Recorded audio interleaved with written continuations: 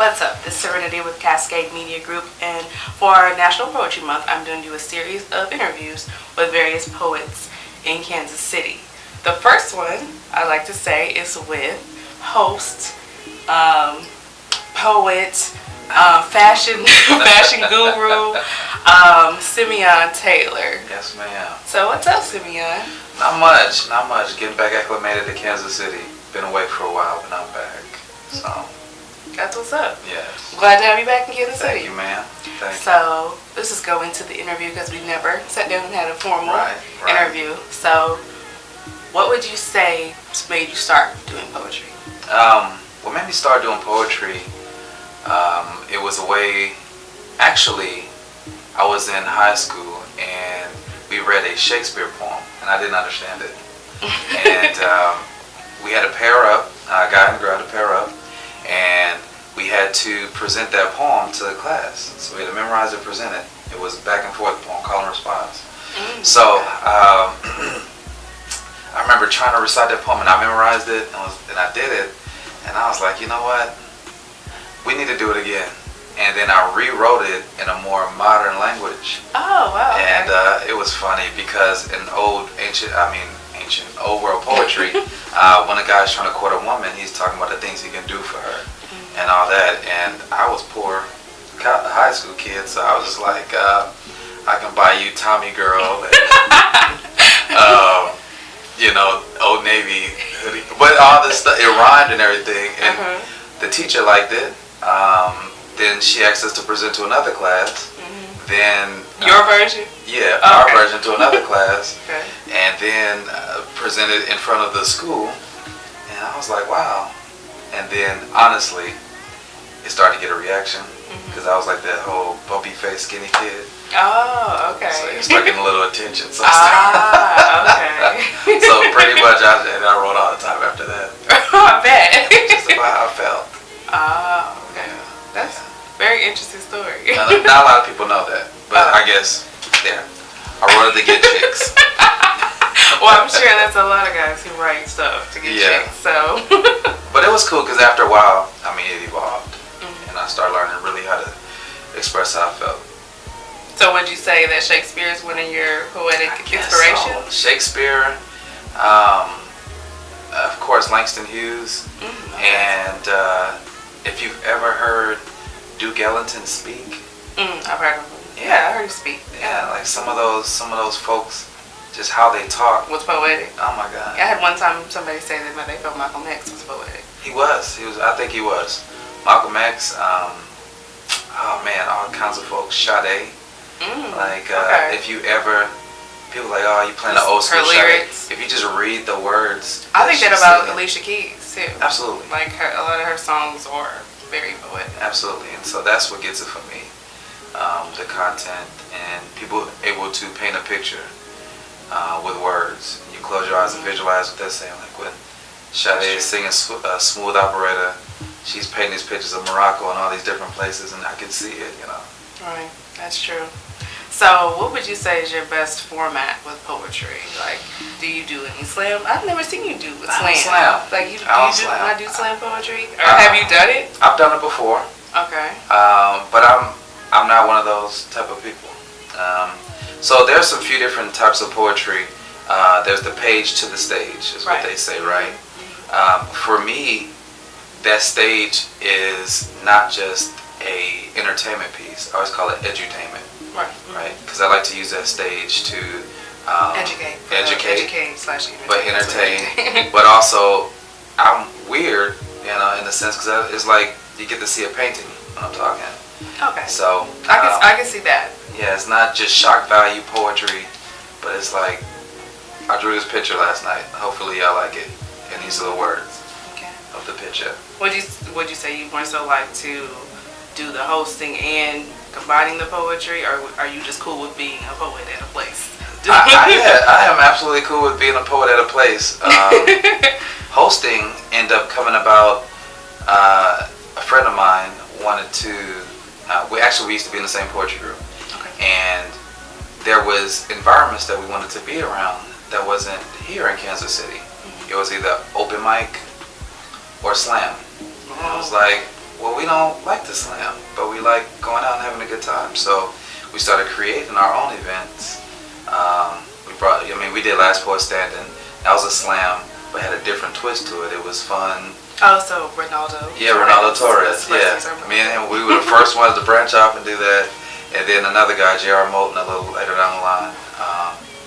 And we just started to create those atmospheres, and it got comfortable hosting. If I could have found somebody to host, and I just sit back and do poetry and attend, that'd been beautiful. But okay. Oh, that's what I was wondering. Because some people, when they get into the hosting position, sometimes they're like, okay, if I could sometimes just step back and have somebody else coordinate the events, put everything together, and I just come and do, you know what I'm saying? It can get hectic. Yeah, I did. I had a team at one point in time, and it was pretty smooth.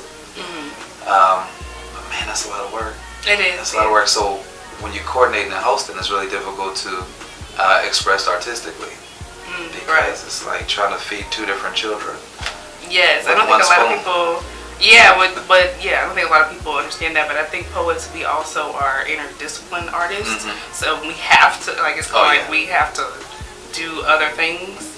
There's been many times I've been hired or been asked to feature at a fashion show, a talent show, and then I was just originally supposed to do poetry and ended up hosting it. So I was like, oh, I can do that. Let's go for it. Right. No script? Okay. Well, here it is.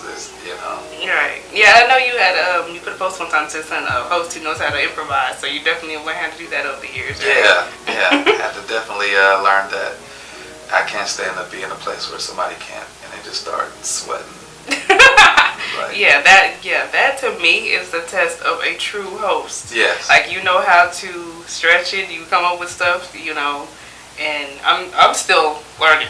So, but you're very good at it. So. I think the thing that broke the mold for me, once I was in LA, I flew out there just to do poetry. And something happened in the back. There's a lot of things that happen behind the scenes, and when you start getting into, it was Hollywood, it was North Hollywood, and little differences happened, and the host just left. Oh wow! So the show had to go on, and he was like, "What do we do?" I was like, "What? Who's next?" Okay, fine. So you got a 10-minute buffer. You kind of came in and saved the day. Went on out there. The guy from Everybody Hates Chris. Met him. Joked around a little bit. There was a few models there. I had no idea. I just thought they were tall. And a lot of it happens naturally. I said a few jokes. It wasn't even a joke on purpose. I thought they were ladies that play basketball. Oh, they were models. But they were models. And it just all worked out. And then I realized if I can do that in a really sedity, Hollywood type of environment, You can do it anywhere, right? Yeah. So, speaking of models and fashion, so some would say you are considered one of the coolest poets they know. So, what is your definition of cool? My definition of cool is the perfect execution of individualism. Okay. Yes. If you own it, whoever you are, own it. That's real. Bottom line.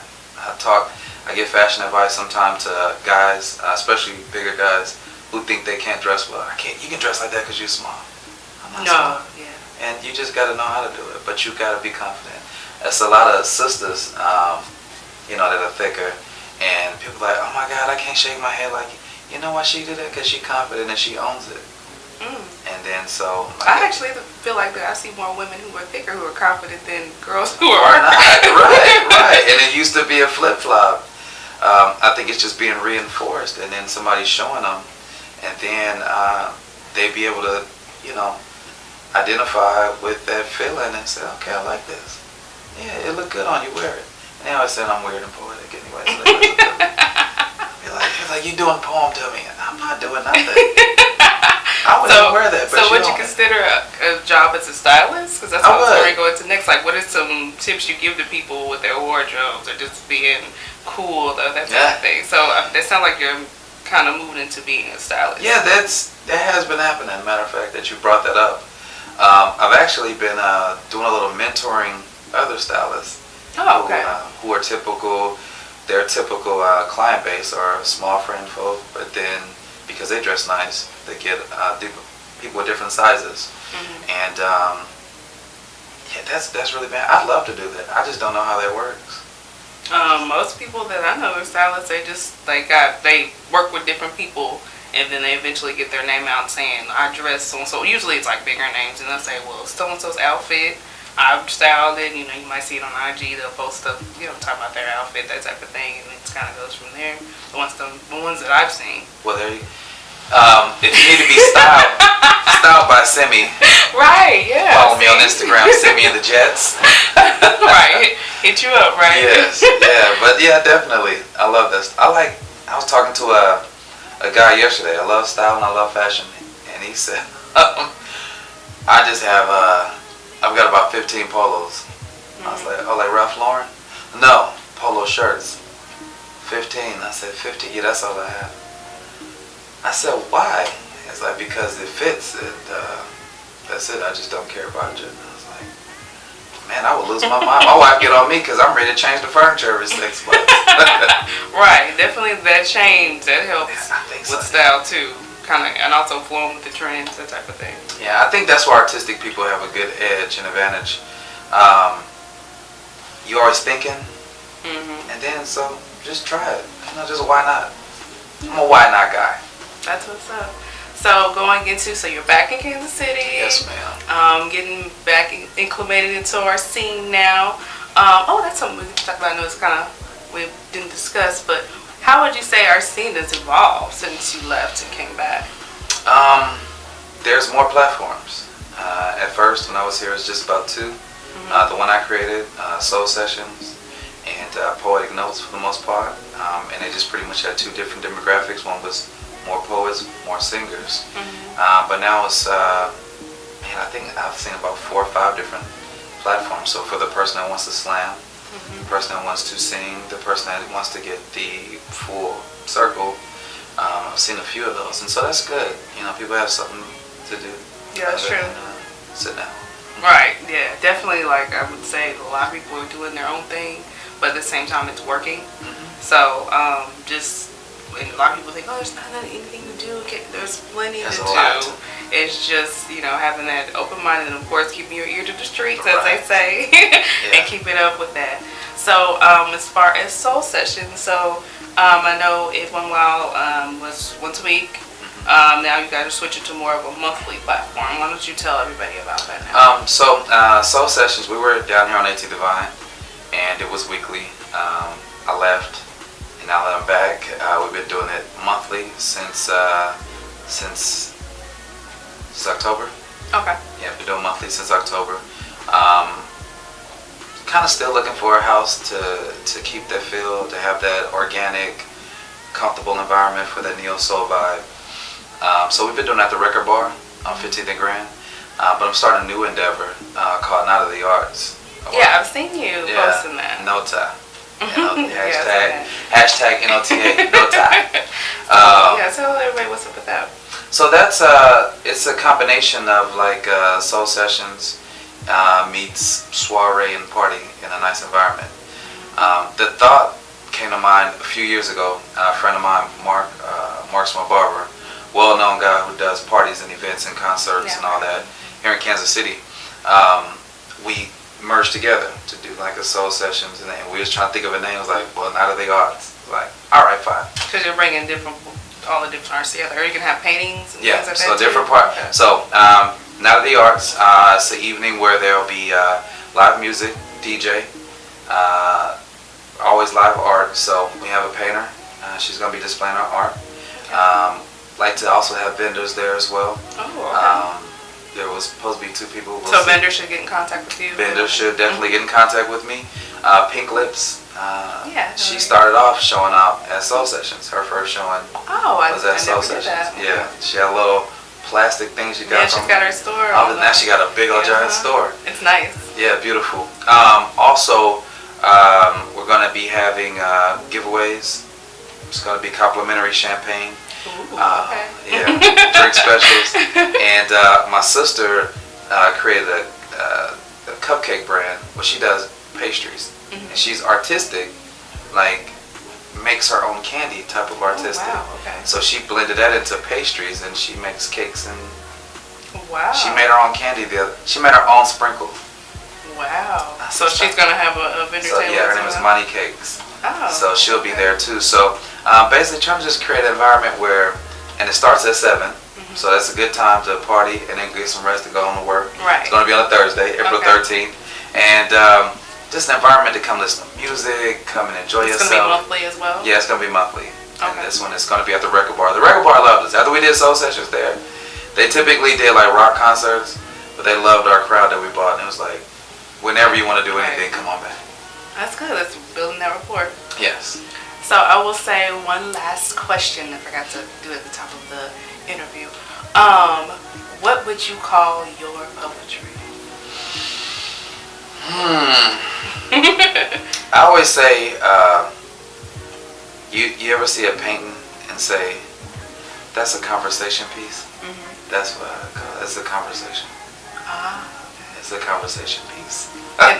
Are you doing anything special for National Poetry Month? Not yet. I've been trying to keep up with the 30 for 30, but I think I'm about 2 days behind now, so I have to go back and write. I have to get to know people all over again to get to know stuff, so I've been using you for No, the 30 for 30 is a national competition where you write a poem every 30 days? And they do prompts, and they do you write a poem every day, but some of those prompts, no offense to the National Poetry Platform, some of those prompts I'm just like, okay.